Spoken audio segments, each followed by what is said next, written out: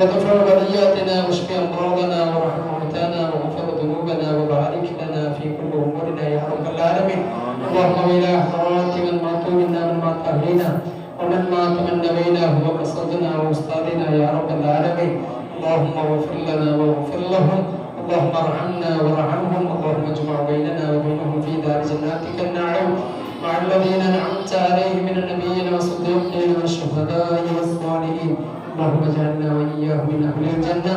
ربنا آتنا في الدنيا حسنه وفي الاخره حسنه وقنا عذاب النار. آمين برحمتك يا رب.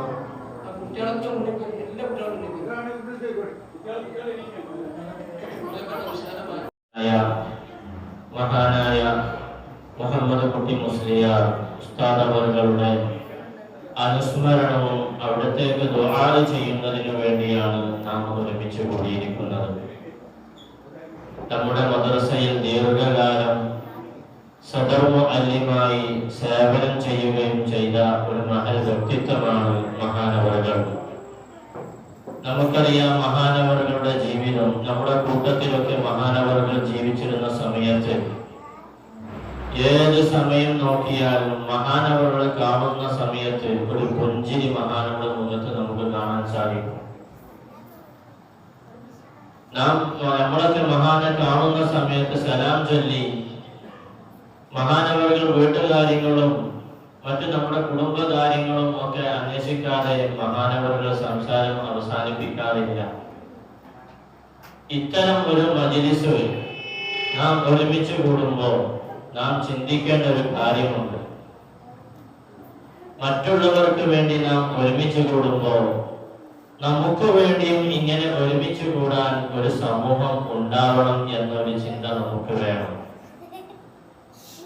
ആര് മരിച്ചാലും അവരെ മറവ് ചെയ്യും എന്നൊക്കെ നമുക്കറിയാം. പക്ഷേ ഇത്തരം ഒരു സന്ദർഭം, ഇങ്ങനെയുള്ള ഒരു മജ്‌ലിസ്, കൂട്ടമായി ദുആ ചെയ്യുന്ന ഒരു ആത്മീയ മജ്‌ലിസ്, ഇത് ലഭിക്കുക എന്ന് പറയുന്നത് എല്ലാവർക്കും ലഭിക്കുന്ന സംഗതിയല്ല.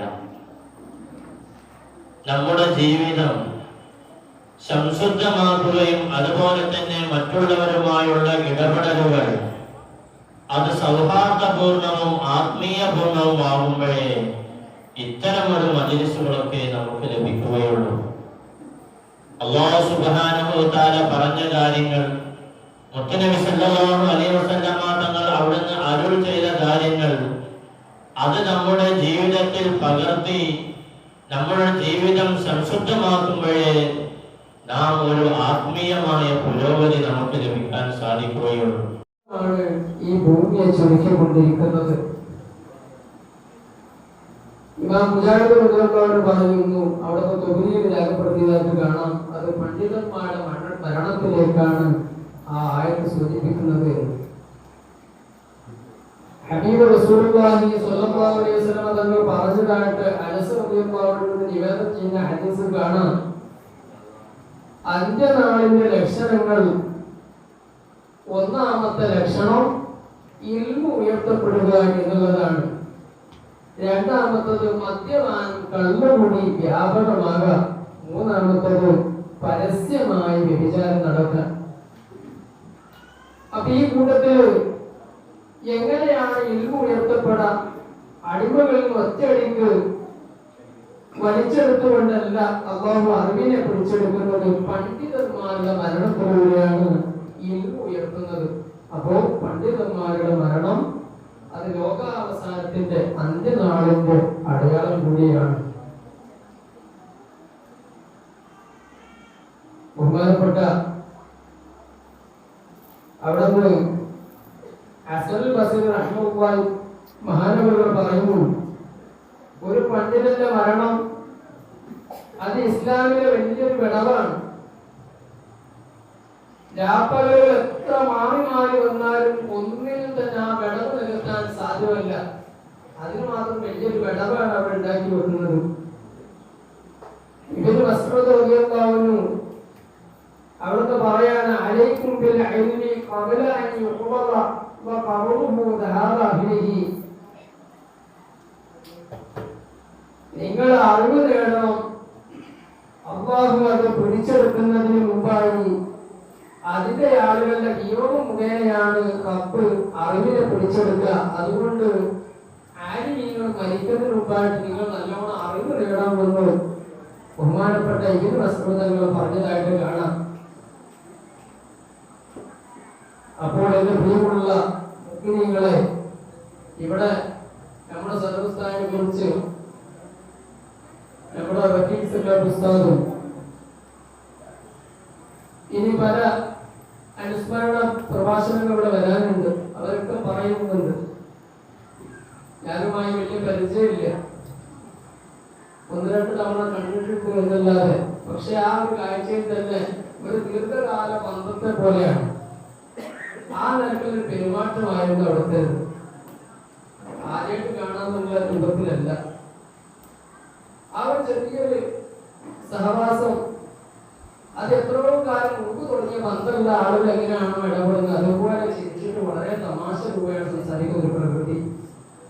എപ്പോഴും ആ ഒരു പുഞ്ചിരി, ഇപ്പൊ മരിച്ചു കിടക്കുമ്പോഴും ആ പുഞ്ചിരി മുഖത്ത് മാഞ്ഞിട്ടില്ല. അല്ലാഹുവിടത്തേക്ക് സ്വർഗ്ഗം നൽകുമാറാകട്ടെ. നമുക്കും അതുപോലെ പുഞ്ചിരിച്ചു മരിക്കാനുള്ള ഭാഗ്യം നൽകി അനുഗ്രഹിക്കുമാറാകട്ടെ. അൽഹംദുലില്ലാ, ഉസ്താദ് അവർക്ക് വലിയ ഭാഗ്യമുള്ള ആളാണ്. ഉസ്താദിന്റെ ശിഷ്യന്മാരാണ് ഇങ്ങനെ ഒരു മജ്‌ലിസ് ഒരുക്കിയിട്ടുള്ളത്. ഉസ്താദ് പഠിപ്പിച്ച കുട്ടികൾ വളരെ പ്രയാസപ്പെട്ട് നമ്മുടെ നാട്ടിലെ ആളുകളൊക്കെ വീട് വിടാൻ കയറി ഇറങ്ങി ക്ഷണിച്ച് എല്ലാവർക്കും ഭക്ഷണം ഒരുക്കി സംവിധാനങ്ങളൊക്കെ ഏർപ്പെടുത്തി. അത് ഉസ്താദിനുള്ള മഹബത്ത് കാരണമായിട്ടാണ്. അല്ലാഹു കബൂലാക്കുമാറാകട്ടെ. ഇതിനോട് സഹകരിച്ച ധാരാളം ആളുകളുണ്ട്. നമ്മളെ ഗ്രൂപ്പിലൂടെ ഒന്ന് തഹ്‌ലീൽ തുടങ്ങി നോക്കാന്ന് വിചാരിച്ചപ്പോൾ അൽഹംദുലില്ലാ 70,000 അല്ല, അതിനപ്പുറം 80,000-ഓളം തഹ്‌ലീലുകൾ ചൊല്ലിക്കഴിഞ്ഞു. ഓതാൻ പറഞ്ഞപ്പോ അൽഹംദുലില്ലാ 40,000-ഓളം അടുത്ത് ഇവിടെ ഓതി പൂർത്തിയായി. 3 ഖത്മ് നമ്മുടെ നാട്ടിൽ നിന്നും ഉസ്താദുമാരുടെ പേരിലും ഓതി പൂർത്തിയായിക്കൊണ്ടിരിക്കുകയാണ്. ഇതൊക്കെ വലിയൊരു ഭാഗ്യമുള്ള ഒരാളാണ്. അല്ലാഹു ഇതിനൊക്കെ സവാബ് ഉസ്താദിന് ആസ്വദിക്കാൻ ഖബറിൽ ഭാഗ്യം നൽകി അനുഗ്രഹിക്കുമാറാകട്ടെ.